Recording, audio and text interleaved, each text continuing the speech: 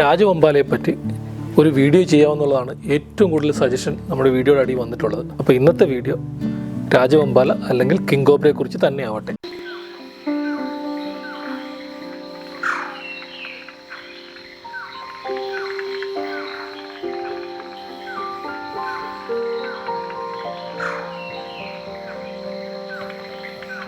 Hello everyone, എൻ്റെ പേര് David Raju. ഞാൻ നാച്ചുറലിസ്റ്റാണ്. ഈ വീഡിയോ തുടങ്ങുന്നതിന് മുമ്പേ പറയട്ടെ, ഈ രാജവെമ്പാല അല്ലെങ്കിൽ കിങ് കോബ്ര ഇപ്പോഴും എനിക്കൊരു പിടികിട്ടാ പുള്ളിയായിട്ട് നടക്കുന്നൊരു പാമ്പാണ്. എന്ന് പറഞ്ഞാൽ ഞാൻ നേരെ ചൊവ്വ ഇന്നേ വരെ കാട്ടിൽ ഇതിനെ കണ്ടിട്ടില്ല. പക്ഷേ ഈ പാമ്പുള്ള കുറേയേറെ ഹാബിറ്റായിട്ട് ഞാൻ പോയിട്ടുണ്ട്. ഇപ്പം കോർബറ്റ് നാഷണൽ പാർക്ക് ഉത്തരാഖണ്ഡിലുള്ള, നോർത്ത് ഈസ്റ്റിൻ്റെ പല സംസ്ഥാനങ്ങളിലും പോയിട്ടുണ്ട്. സുന്ദർബൻസ് വെസ്റ്റ് ബംഗാളിലുള്ള അവിടെ പോയിട്ടുണ്ട്, ഒറീസയിൽ പോയിട്ടുണ്ട്. നമ്മൾ പശ്ചിമഘട്ടത്തിന് ഒരറ്റം മുതൽ അങ്ങേയറ്റം വരെയുള്ള ഒരുവിധപ്പെട്ട എല്ലാ കാടുകളിലും ഇതിൻ്റെ പ്രോപ്പർ ഹാബിറ്റായിട്ടെല്ലാം പോയിട്ടുണ്ട്.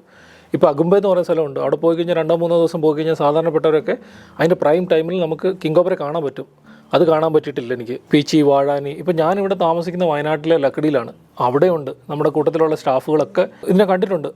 ഒരുപക്ഷെ ഞാൻ താമസിക്കുന്ന എൻ്റെ റൂമിനടുത്തുനിന്ന് ഒരു 10-100 മീറ്റർ മാറിയിട്ട് വരെയും കിങ് കോബ്രയൊക്കെ കണ്ടിട്ടുണ്ട് ആൾക്കാർ. പക്ഷേ എനിക്ക് ഇന്നേ വരെ ഇതിനെ കാണാനായിട്ട്, നേരെ ചൊവ്വ കാണാനായിട്ടൊരു ഭാഗ്യം ഉണ്ടായിട്ടില്ല. കുറച്ച് മാസങ്ങൾക്ക് മുമ്പ് ഫോറസ്റ്റ് ഡിപ്പാർട്ട്മെൻറ്റ് ഇടയ്ക്ക് ഈ പാമ്പിനെയൊക്കെ കൊണ്ടുവിടുന്ന ഒരു സ്ഥലമുണ്ട് ലക്കടി അടുത്ത് തന്നെ. ഇടയ്ക്ക് അവരവിടെ ഈ പാമ്പിനെയൊക്കെ പിടിച്ചുകൊണ്ട് വന്നിട്ട് അവിടെ റിലീസ് ചെയ്യാറുണ്ട്. അവരങ്ങനെ റിലീസ് ചെയ്യുന്ന സമയത്ത് ഞാനും അവിടെ പോയി. അവർ റിലീസ് ചെയ്യുമ്പോഴത്തേന് അവർ കിങ് കോബ്ര പിടിച്ചുകൊണ്ട് വന്നിട്ട് ആദ്യം ഈ ബാഗിൻ്റെ അകത്ത് കിങ് കോബ്ര വെളിയിലോട്ട് ഇറങ്ങാനായിട്ട് കൂട്ടാക്കുന്നില്ല. അപ്പം ഒരു 10-15 മീറ്റർ മാറിയിട്ടാണ് ആ റെസ്ക്യൂ ചെയ്യുന്ന ചേട്ടൻ, ആ റിലീസ് ചെയ്യുന്ന ചേട്ടൻ അത് ബാഗിൻ്റെ അകത്തുനിന്ന് കിങ് കോബ്രയെ വെളിയിലെടുത്ത് അതിനെ ഇറക്കാൻ നോക്കുന്നു. കുറേ നേരം 5 മിനിറ്റ് നോക്കിയിട്ട് വരുന്നില്ല. അപ്പോൾ എൻ്റെ ഫ്രണ്ടിലൊരു 2 ഫോറസ്റ്റ് ഗാർഡുമാർ, ഒരു വാച്ചറും ഒക്കെ നിൽപ്പുണ്ട്. ഞാൻ കുറച്ച് ദൂരം മാറി നിന്നാണ് ഇതിനൊക്കെ നോക്കുന്നത്. അപ്പോൾ ഒരു 5 മിനിറ്റ് കഴിഞ്ഞപ്പോഴത്തേന് പെട്ടെന്ന് ഈ കിങ് കോബ്ര ബാഗിൻ്റെ അകത്തുനിന്ന് ഇങ്ങനെ എഴുന്നേറ്റ് നേരെ ഇറങ്ങി വന്നിട്ട് നേരെ ഫോറസ്റ്റ് ഗാർഡുമാർ നേരെ ഒരു വരവ്. അപ്പോൾ അവർ അവിടെ നിന്ന് ഇറങ്ങി തിരിച്ച് എൻ്റെ നേരെ വന്നിട്ട് ഒറ്റ ഓട്ടം. അപ്പോൾ ഞാനും തിരിച്ചിട്ട് ഒറ്റ ഓട്ടം ഓടി. നേരെ ചുവ കാണാൻ പോലും പറ്റിയില്ല. പിന്നെ കാണുന്ന ഒരു സൗണ്ട് കേട്ട് ഈ പാമ്പ് കാടിൻ്റെ അകത്തോട് ഒറ്റ പോക്ക് പോകുന്നത്. അത് കാടിൻ്റെ അകത്തോട്ട് ഓടി രക്ഷപ്പെടുകയായിരുന്നു. അതായിരുന്നു ഞാൻ കണ്ടിട്ടുള്ള ആകെ ഒരു ഫ്ലീറ്റിംഗ് ഗ്ലിംസ്. എന്നാലും ഇവിടെയൊക്കെ തന്നെയുണ്ട് പാമ്പ്. എന്തെങ്കിലും കാണാൻ പറ്റുന്നൊരു പ്രതീക്ഷയുണ്ട്. ഉടനെ തന്നെ കാണാമെന്ന് എനിക്ക് പ്രതീക്ഷിക്കുന്നു. നമുക്കിനി വീഡിയോയിലോട്ട് കിടക്കാം. രാജവെമ്പാല ലോകത്തിലെ ഏറ്റവും വലിപ്പമുള്ള വിഷപ്പാമ്പാണ്. ലാർജസ്റ്റ് വെനമസ് സ്നേക്കാണ് ഇൻ ദ വേൾഡ്. ഇതിനെ കണ്ടാൽ എങ്ങനെ തിരിച്ചറിയാമെന്ന് ഞാൻ പ്രത്യേകിച്ച് പറഞ്ഞു തരേണ്ട ആവശ്യമൊന്നുമില്ലല്ലോ. എന്നിരുന്നാലും നല്ല വലിപ്പമുണ്ട്. നല്ല വലിപ്പം എന്ന് പറഞ്ഞാൽ 2 മുതൽ 5 മീറ്റർ വരെ നീളം വെക്കും ഇതിന്. 3 മുതൽ 8-9 കിലോ വരെ വെയിറ്റുള്ള പാമ്പാണിത്. കറുത്ത നിറമാണ്, അല്ലെങ്കിൽ ബ്രൗൺ കളറിൽ കാണാറുണ്ട്. ദേഹത്തൊക്കെ വെളുത്ത വരകളുണ്ട്. തലയുടെ മേളിലത്തൊക്കെ സ്കെയിലുകൾ എന്നൊക്കെ പറഞ്ഞാൽ നല്ല വലുപ്പമാണ്, നല്ല ലാർജ് സ്കെയിലൊക്കെ. അതൊക്കെ കണ്ടു കഴിഞ്ഞാൽ തിരിച്ചറിയാൻ പറ്റും. അതുപോലെ തന്നെ ഇതിൻ്റെ ജുവനൈൽസ് കറുത്ത നിറത്തിൽ, അതിൻ്റെ ദേഹത്ത് മഞ്ഞ വരകളാണ് ഉള്ളത്. അതിൻ്റെ വരകൾ ഇങ്ങനെ തലയുടെ മണ്ട വരെ വരുന്നുണ്ട്. അപ്പം എളുപ്പത്തിൽ കണ്ടു കഴിഞ്ഞാൽ, ഒറ്റ നോട്ടത്തിൽ കണ്ടത് രാജവെമ്പാലയുടെ കുഞ്ഞുങ്ങളാണോ നമുക്ക് തെറ്റിദ്ധരിക്കാൻ സാധ്യതയുണ്ട്. കാരണം രാജവെമ്പാലയുടെ യാതൊരു ബന്ധമില്ലാത്ത രീതിയിലാണ് അതിൻ്റെ കളേഴ്സ് ഉള്ളത്. നമ്മുടെ നാട്ടിൻപുറത്തൊക്കെ വളരെ സാധാരണമായിട്ടുള്ള മൂർഖനെ പോലെ ഈ രാജവെമ്പാല പത്തി എടുക്കാറുണ്ട്. പക്ഷേ മൂർഖൻ്റെ അത്രയും വീതിയിലല്ല പത്തിയുള്ളത്. നേരെ ആണ് പത്തി. അത്ര വീതി കുറവാണ് ഇതിൻ്റെ. പക്ഷേ നല്ല സൈസ് ഉള്ളതാണ്, നമുക്ക് ഒറ്റ നോട്ടത്തിൽ കണ്ടാൽ മനസ്സിലാവുകയും ചെയ്യും. ഈ രാജവെമ്പാല ഈ പത്തി എടുത്ത് നിൽക്കുന്ന സമയത്ത് ഏകദേശം നമ്മുടെ കണ്ണിൽ നോക്കി നിൽക്കാൻ പറ്റുന്ന സ്ഥലത്തിലുള്ള അതിന് ചെയ്യാൻ പറ്റും. കാരണം ഇത് നല്ല വലുപ്പമുള്ള പാമ്പാണ്. അതിൻ്റെ ശരീരത്തിൻ്റെ 1/3 ഭാഗം അതിന് ഉയർത്തി നിൽക്കാൻ പറ്റും. അപ്പോൾ ഒരു 12-14 അടി നീളമുള്ള ഒരു പാമ്പിന് ഒരു 4-5-6 അടി ഉയരത്തിലൊക്കെ ഇങ്ങനെ നമ്മുടെ കണ്ണിന് നേർക്ക് നോക്കി നിൽക്കാൻ പറ്റും ഇതിന്. ഇത് മെയിനായിട്ട് ഈ പത്തി വിടർത്താനുള്ള കാര്യം, ഒന്നെങ്കിൽ അത് പേടിച്ചിട്ടോ അല്ലെങ്കിൽ സ്ട്രെസ്ഡ് ആകുന്ന സമയത്തോ ഒക്കെ മാത്രമാണ് ഇതിങ്ങനെ പത്തി എടുത്ത് നിൽക്കുന്നത്. അല്ലെങ്കിൽ ഇത് സാധാരണ ഇങ്ങനെ നിലത്തൂടൊക്കെ ഇഴഞ്ഞു പോകുന്ന ഒരു പാമ്പാണിത്. ഈ മൂർഖൻ്റെ ജെൻസ് എന്ന് പറഞ്ഞാൽ നാജ എന്ന് പറഞ്ഞ ജെൻസിലാണ് മൂർഖനെയൊക്കെ ഉൾപ്പെടുത്തിയിരിക്കുന്നത്, നമ്മുടെ നാട്ടുമ്പുറത്തുള്ള സ്പെക്ടക്കിൾ കോബ്രയൊക്കെ. അതേസമയം രാജവെമ്പാല ഉൾപ്പെടുത്തിയിരിക്കുന്നത് ഓഫിയോഫാഗസ് എന്ന് പറഞ്ഞ ജെൻസിലാണ്. ഓഫിയോഫാഗസ് എന്ന് പറഞ്ഞു കഴിഞ്ഞാൽ സ്നേക്ക് ഈറ്റേഴ്സ് എന്ന് പറഞ്ഞാൽ മറ്റു പാമ്പുകളെയാണ് ഇവർ ഏറ്റവും കൂടുതൽ കഴിക്കുന്നത്. സ്നേക്ക് ഈറ്റേഴ്സ് എന്ന് പറയുമ്പോഴത്തേക്കിന് നമ്മുടെ നാട്ടിലും കാട്ടിലും ഒക്കെ കാണുന്ന ഒരുവിധപ്പെട്ട എല്ലാ പാമ്പുകളെയും ഇവർ ഭക്ഷിക്കാറുണ്ട്. മൂർഖനെ പിടിച്ച് തിന്നാറുണ്ട്, അണലിയെ പിടിച്ച് തിന്നാറുണ്ട്, വെള്ളിക്കെട്ടനെ പിടിച്ച് തിന്നാറുണ്ട്. ചേര അവരുടെ ഏറ്റവും മെയിൻ ഭക്ഷണം. നമ്മൾ ചേരസാർ എന്ന് വിളിക്കുന്ന ചേര അവരുടെ മെയിൻ ഭക്ഷണങ്ങളിലൊന്നാണ്. നമ്മൾ കുറേ സുഹൃത്തുക്കളൊക്കെ ഇത് ഡോക്യുമെൻ്റ് ചെയ്തിട്ടുണ്ട്. പ്രത്യേകിച്ച് ഒരു മൂർഖൻ ഒരു പൊത്തിൻ്റെ അകത്തിരിക്കുന്ന സമയത്ത് കിങ് കോബ്ര അവിടെ ചെന്നപ്പം കിങ് കോബ്രയ്ക്ക് മനസ്സിലാകത്തൊരു പാമ്പുണ്ടെന്ന്. കിങ് കോബ്ര ഈ പൊത്തിൻ്റെ അകത്തോട്ട് കയറിയിട്ട് ഈ മൂർഖൻ്റെ ഈ തലയ്ക്ക് പിടിച്ചിട്ട് കുറച്ച് നേരം കഴിയുമ്പോഴത്തേക്കിന് ഈ പൊത്തിൻ്റെ അകത്തുനിന്ന് തന്നെ ഈ മൂർഖൻ ഇങ്ങനെ പതിയെ വലിച്ച് വെളിയിലോട്ട് എടുക്കാൻ തുടങ്ങി. അതോടൊപ്പം തന്നെ ഈ കിങ് കോബ്ര എന്ത് ചെയ്യുന്നു പറഞ്ഞാൽ കിടന്ന് ഉരുളാൻ തുടങ്ങി. ഡെത്ത് റോൾ എന്നാണ് സാധാരണ പറയുന്നത്. എന്ന് പറഞ്ഞാൽ ആ പാമ്പിനെ പിടിച്ചിട്ട് തല കടിച്ച് പിടിച്ചിട്ട് കിടന്ന് ഉരുളുവാണ്. അപ്പോൾ 2-3 മിനിറ്റത്തേക്കിന് ഇങ്ങനെ ഇവർ ഉരുണ്ടോണ്ടിരുന്നു. കുറച്ച് കഴിഞ്ഞപ്പോഴത്തേക്കിന് ഈ മൂർഖനെ പൊത്തിൻ്റെ അകത്തുനിന്ന് അവർ പതിയെ വലിച്ചെടുത്തിട്ട് പതിയെ തിന്നു തുടങ്ങി. വേറൊരു കാര്യം, ഈ രാജവെമ്പാല വിഷമുള്ള പാമ്പുകളായ മൂർഖൻ, അണലി, വെള്ളിക്കെട്ടൻ ഇവയൊക്കെ പിടിക്കുന്ന സമയത്ത് അതിൻ്റെ തലയ്ക്കാണ് ആദ്യം പിടിക്കുന്നത്. അതിൻ്റെ ദേഹത്തൊന്നും ചെന്നല്ല ഡയറക്റ്റായിട്ട് കടിക്കുന്നത്. ഒരു പക്ഷേ ഇതിന് തിരിച്ചൊരു കടി, വിഷമുള്ള പാമ്പിൻ്റെ കടി ഏൽക്കാതിരിക്കാൻ വേണ്ടിയിട്ടാണ്. സാധാരണ വിഷം ഉള്ള പാമ്പ് ഇതിനെ കടിച്ചാലും അതിൻ്റെ ദേഹത്ത് ആൻറ്റിബോഡി ഉള്ളതുകൊണ്ടൊന്നും സാധാരണ ഒന്നും പറ്റത്തില്ല. എന്നിരുന്നാലും ഇവർ ഈ വിഷമുള്ള പാമ്പിനെ പിടിക്കുന്ന സമയത്ത് തലയിൽ കടിച്ച് പിടിച്ചിട്ട് കുറേ നേരം ഹോൾഡ് ചെയ്ത് വെച്ചിട്ട് അതിനെ കൊന്നിട്ടാണ് പതിയെ കഴിച്ചു തുടങ്ങുന്നത്. പക്ഷേ നമ്മുടെ ചേരയോ അല്ലെങ്കിൽ വിഷമില്ലാത്ത മറ്റു പാമ്പുകളെയൊക്കെ പിടിക്കുന്ന സമയത്ത് ആ ദേഹത്തിൻ്റെ എവിടെ നിന്ന് വേണമെങ്കിലും, അല്ല വാലയിലോ അതിൻ്റെ ദേഹത്തിൻ്റെ പകുതി വെച്ചിട്ടൊക്കെ കടിച്ചിട്ട് അതിനെ കൊന്നിട്ട് പതിയെ തലവഴി കഴിച്ചു തുടങ്ങുകയാണ് ചെയ്യാറുള്ളത്. ഇതുകൂടാതെ പെരുമ്പാമ്പിനെയും മലബാർ പിറ്റുവൈപ്പറയും ഒക്കെ ഈ രാജവെമ്പാല പിടിച്ച് തിന്നുന്നതായിട്ട് ഒബ്സർവ് ചെയ്തിട്ടുണ്ട്. ലോകത്തിൽ ഏറ്റവും കൂടുതൽ കിങ്കോബ്രകൾ കാണുന്ന ഒരു സ്ഥലം എന്ന് പറഞ്ഞാൽ കർണാടകയിലെ അഗുംബെ എന്ന് പറഞ്ഞൊരു കാടാണ്, ഒരു റെയിൻ ഫോറസ്റ്റ് ആണ്.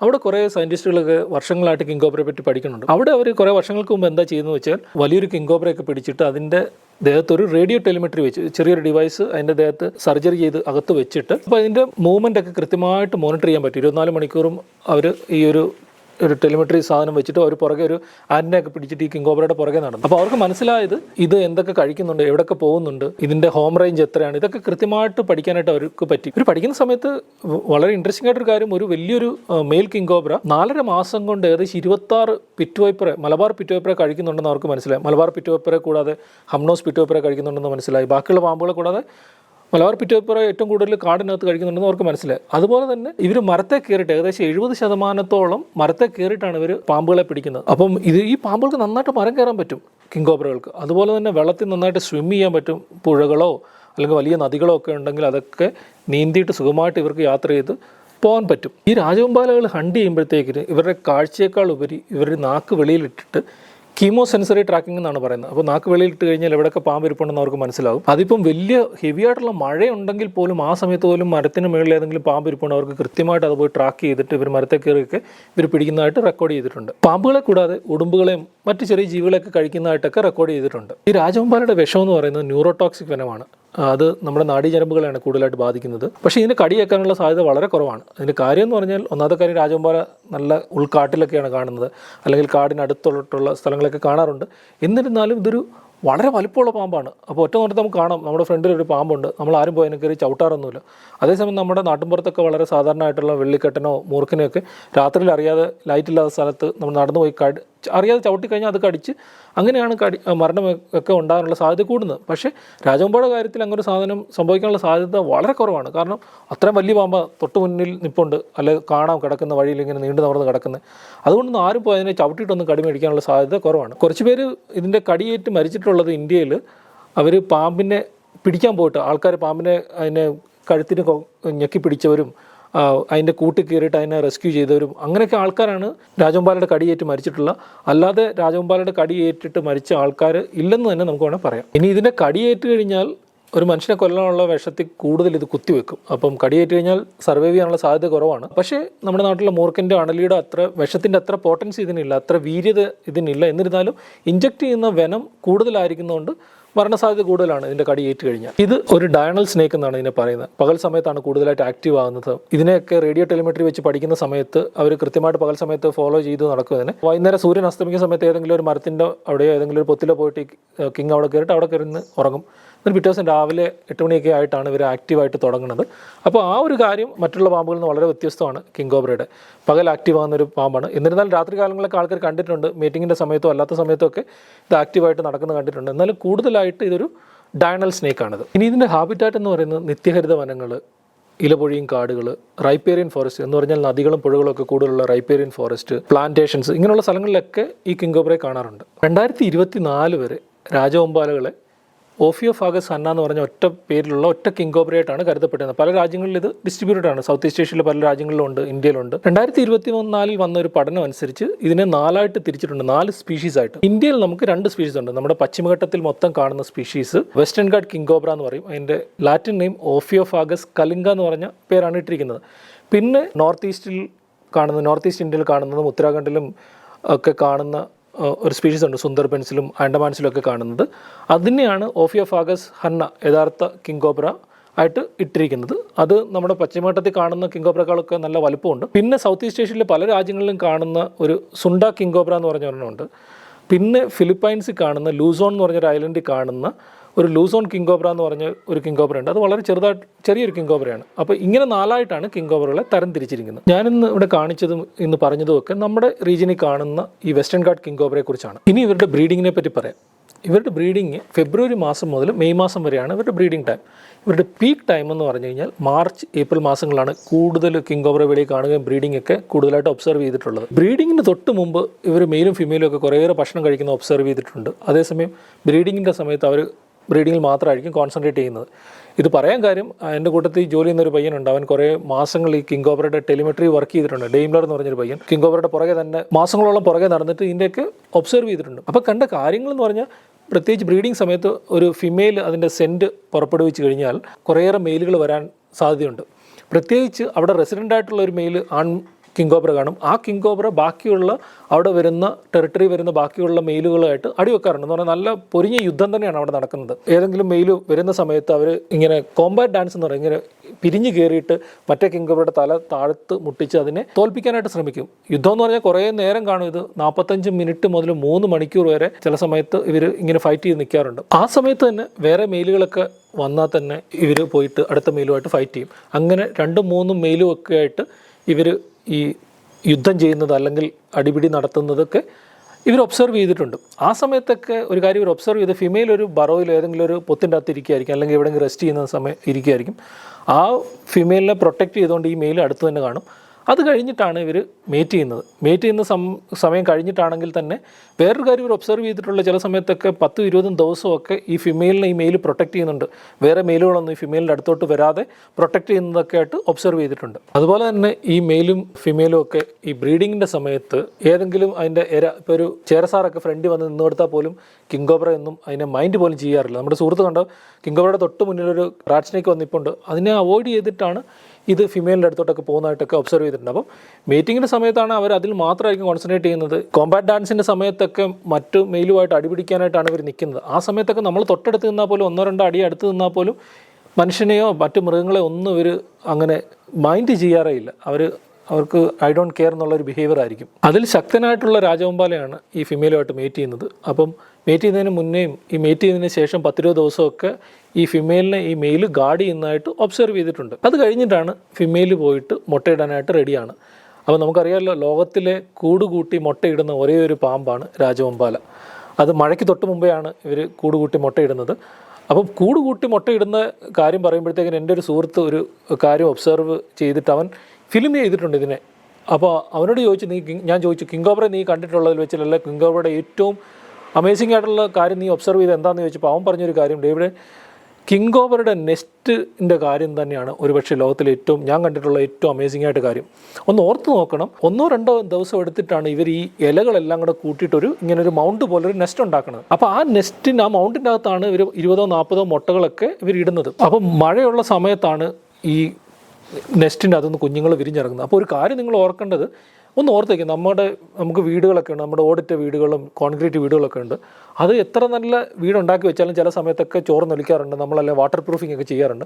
പക്ഷേ കിങ്കോബ്രയുടെ നെസ്റ്റ് എന്ന് പറഞ്ഞു കഴിഞ്ഞാൽ അവർ 1-2 ദിവസം എടുത്ത് ഇലകൾ മാത്രം, അല്ലെ ഡ്രൈ ആയിട്ടുള്ള ലീഫുകൾ മാത്രം ഇങ്ങനെ സ്റ്റാക്ക് ചെയ്ത് ഒരു മൗണ്ട് ഉണ്ടാക്കി വെച്ചിട്ട് അതിൻ്റെ അകത്ത് മുട്ട ഇരുന്ന് കഴിഞ്ഞാൽ ഒരു തുള്ളി വെള്ളം പോലും ഈ മുട്ടയിൽ എത്തത്തില്ല. കാരണം ഈ വെള്ളം മുട്ടയിലോട്ട് കയറി കഴിഞ്ഞാൽ ആ മുട്ട മുഴുവൻ ഡാമേജ് ആയിപ്പോകും. അപ്പോൾ നിങ്ങളൊന്ന് ഓർത്ത് നോക്കിയാൽ എത്ര ബ്രില്യൻ്റ് ആയിട്ടാണ് ഈ കൂട് ഇവരിങ്ങനെ ഉണ്ടാക്കി വെച്ചിരിക്കുന്നത്. ഒരു തുള്ളി വെള്ളം പോലും അകത്ത് കയറാത്ത രീതിയിലാണ് ഇതിൻ്റെ നിർമ്മാണം. ഇവർ കൂടുണ്ടാക്കാൻ തിരഞ്ഞെടുക്കുന്ന സ്ഥലം എന്ന് പറഞ്ഞു കഴിഞ്ഞാൽ അധികം സ്ലോപ്പുള്ള സ്ഥലങ്ങൾ അവർ തിരഞ്ഞെടുക്കാറില്ല. വെള്ളം കെട്ടിക്കിടക്കുന്നതെന്ന് പറഞ്ഞാൽ 2 മലയുടെ അവിടെ നിന്ന് വെള്ളം ഒഴുകി വന്ന് കിടക്കുന്ന സ്ഥലത്ത് അവരിങ്ങനെ കൂടുണ്ടാക്കാറില്ല. നല്ല ഓപ്പൺ ആയിട്ടുള്ള സ്ഥലത്ത്, അധികം വെയിലടിക്കുന്ന സ്ഥലത്തൊന്നും കൂടുണ്ടാക്കാറില്ല. എന്ന് പറഞ്ഞാൽ അത്യാവശ്യം ഷെയ്ഡ് വേണം, നല്ല തിക്കായിട്ടുള്ള ഫോറസ്റ്റിനകത്ത് ഇലകളും ഒക്കെ കൂടുതലുള്ള സ്ഥലങ്ങളിലൊക്കെയാണ് ഇവർ കൃത്യമായിട്ട് കൂടുകൾ ഉണ്ടാക്കുന്നത്. ഞാൻ പറഞ്ഞല്ലോ, സൗത്ത് ഈസ്റ്റ് ഏഷ്യയുടെ പല ഭാഗങ്ങളിലും ഈ കിങ്കോബ്രയെ കാണാറുണ്ട്. ഇപ്പോൾ ഫിലിപ്പൈൻസിലും തായ്ലൻഡിലും മലേഷ്യയിലും ഒക്കെ ഈ കിങ്കോബ്ര ഉണ്ട്, ഇന്ത്യയിലും ഒക്കെ. അപ്പോൾ അവിടെയൊക്കെയുള്ള കിങ്കോബ്രകൾ എന്താ ചെയ്യുന്നത് വെച്ച് കഴിഞ്ഞാൽ, ഈ നെസ്റ്റ് ഉണ്ടാക്കി കഴിഞ്ഞ് കൂടുണ്ടാക്കി കഴിഞ്ഞിട്ട് അവർ കൂട് ഗാർഡ് ചെയ്യും. കേരളത്തിലുള്ള ആണെങ്കിലും പശ്ചിമഘട്ടത്തിലുള്ള ആണെങ്കിലും ഇത് കിങ്കോബ്ര ഈ നെസ്റ്റ് ഗാർഡ് ചെയ്യും. ഫിമെയിൽ അതിൻ്റെ അടുത്ത് തന്നെ കാവലിരിക്കും. കുഞ്ഞുങ്ങൾ വിരിഞ്ഞിറങ്ങുന്നിടം വരെ ഇത് കാവലിരിക്കും. പക്ഷേ നമ്മുടെ നാട്ടിലുള്ള പശ്ചിമഘട്ടത്തിലുള്ള കിങ്കോബ്ര എന്ന് പറഞ്ഞു കഴിഞ്ഞാൽ, അത് നെസ്റ്റ് ഉണ്ടാക്കി കഴിഞ്ഞാൽ കുഞ്ഞുങ്ങൾ വിരിയുന്നതിന് 1-2 ആഴ്ച മുമ്പ് തന്നെ ഇത് നെസ്റ്റ് അവിടുന്ന് ഉപേക്ഷിച്ചിട്ട് അവിടുന്ന് ദൂരോട്ട് മാറാറുണ്ട്, അവിടുന്ന് പോകാറുണ്ട്. അതിന് കാരണമെന്ന് വിചാരിക്കുന്നത് ഒരുപക്ഷെ കുഞ്ഞുങ്ങൾ വിരിഞ്ഞിറങ്ങുന്ന സമയത്ത് കുഞ്ഞുങ്ങളെ തന്നെ, സ്വന്തം കുഞ്ഞുങ്ങളെ പിടിച്ച് തിന്നാതിരിക്കാൻ വേണ്ടിയിട്ടായിരിക്കാം ഒരുപക്ഷെ അവരങ്ങനെ ചെയ്യുന്നത്. ഞാൻ മുമ്പേ പറഞ്ഞല്ലോ, ഈ കിങ്കോബ്രയുടെ കുഞ്ഞുങ്ങൾ വിരിഞ്ഞിറങ്ങിക്കഴിയുമ്പോൾ ഈ ജുവനൈൽസിനെ കാണാൻ ഭയങ്കര ഭംഗിയാണ്.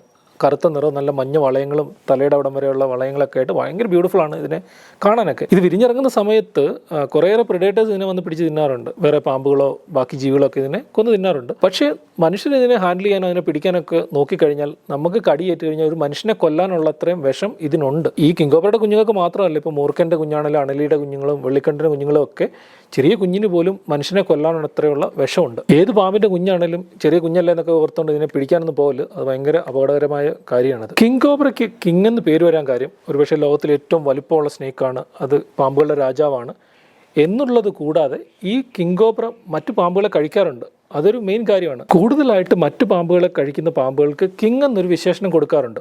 അതുകൊണ്ടായിരിക്കാം ഈ കിങ് സ്നേക്സ്, അതൊരു വിഷമില്ലാത്ത പാമ്പാണ് US കാണുന്നത്, അത് പക്ഷേ മറ്റു പാമ്പുകളെ കഴിക്കാറുണ്ട്. കിങ് റാറ്റ് സ്നേക്സ് എന്ന് പറയുന്നൊരു ചേരവർഗ്ഗത്തിൽപ്പെട്ടുണ്ട്, അത് മറ്റു പാമ്പുകളെ പിടിച്ച് കഴിക്കാറുണ്ട്. കിങ് ബ്രൗൺ സ്നേക്ക് അതും മറ്റു പാമ്പുകളെയൊക്കെ പിടിച്ച് തിന്നാറുണ്ട്. കിങ്കോബ്ര നമുക്കറിയാമല്ലോ, മറ്റു പാമ്പുകളെ പിടിച്ച് തിന്നാറുണ്ട്. ഇതുകൊണ്ടൊക്കെ ആയിരിക്കാം ഈ കിങ് എന്ന് ഇതിന് ഫ്രണ്ടിൽ പേര് വരാൻ കാര്യം. നമ്മുടെ കാടുകളിൽ കടുവയും പുലിയൊക്കെ ഉണ്ട്. അതൊക്കെ നമ്മുടെ കാട്ടിലെ അപ്പെക്സ് പ്രിഡേറ്റേഴ്സാണ്. അവർ ചെയ്യുന്ന അതേ ജോലിയാണ് ഈ രാജവെമ്പാലകൾ നമ്മുടെ കാട്ടുകളിൽ ചെയ്യുന്നത്. കാട്ടിലുള്ള പാമ്പുകളുടെ എണ്ണം നിയന്ത്രിച്ച് നിർത്തുന്നതിൽ ഏറ്റവും മുഖ്യമായ പങ്ക് വഹിക്കുന്നത് ഈ രാജവെമ്പാലകളാണ്. കേരളത്തിൽ നമുക്ക് കുറേയേറെ സ്ഥലങ്ങളിൽ രാജവെമ്പാലകളെ കാണാൻ പറ്റും. പ്രത്യേകിച്ച് ഞാനിപ്പോൾ ജോലി ചെയ്യുന്ന വയനാട്ടിൽ കുറേയേറെ രാജവെമ്പാലകളുണ്ട്. തട്ടേക്കാട്, പീച്ചി വാഴാനി, പൊന്മുടി, നെല്ലിയാമ്പതി എന്നിവിടങ്ങളിലൊക്കെ രാജവെമ്പാലയുടെ നല്ല സംഖ്യകളൊക്കെ ഉണ്ട്. നിങ്ങൾക്ക് ലക്കുണ്ടെങ്കിൽ പോകുമ്പോൾ അതിനെ കാണാൻ പറ്റും. കേരളത്തിന് പുറത്ത് അഗുംബയിലാണ് ഒരുപക്ഷെ രാജവെമ്പാലകളെ എളുപ്പത്തിൽ കാണാൻ പറ്റുന്ന സ്ഥലം. ഇന്ത്യയിൽ കാണുന്ന രണ്ടാമത്തെ സ്പീഷീസിനെ കാണണമെങ്കിൽ സുന്ദർബൻസിലുണ്ട്, അത് ആൻഡമാൻസിലുണ്ട്, അല്ലെങ്കിൽ കോർബറ്റ് നാഷണൽ പാർക്കിലൊക്കെ പോയി കഴിഞ്ഞാൽ അതിനെ കാണാനുള്ള സാധ്യത കൂടുതലാണ്. ബ്രീഡിംഗ് സമയത്താണ് ഈ രാജവെമ്പാലകളെയൊക്കെ ഏറ്റവും കൂടുതലായിട്ട് കാണാൻ പറ്റുന്നത്. പ്രത്യേകിച്ച് അഗുംബയിലൊക്കെ എന്ന് പറഞ്ഞാൽ അവിടെ വീടിൻ്റെ അടുത്തും വീടിൻ്റെ മേൽക്കൂരയിലൊക്കെ രാജവെമ്പാല കയറാറുണ്ട്. അപ്പോൾ അവിടെ പോയി ആൾക്കാർ റെസ്ക്യൂ ചെയ്യാറുണ്ട്, അവിടെയുള്ള ആൾക്കാരൊക്കെ. അതുപോലെ തന്നെ നമ്മുടെ കേരളത്തിലും നമുക്ക് സർപ്പ എന്ന് പറഞ്ഞ ഫോറസ്റ്റ് ഡിപ്പാർട്ട്മെൻറ്റ് ഒരു ആപ്പൊക്കെ ഉണ്ട്.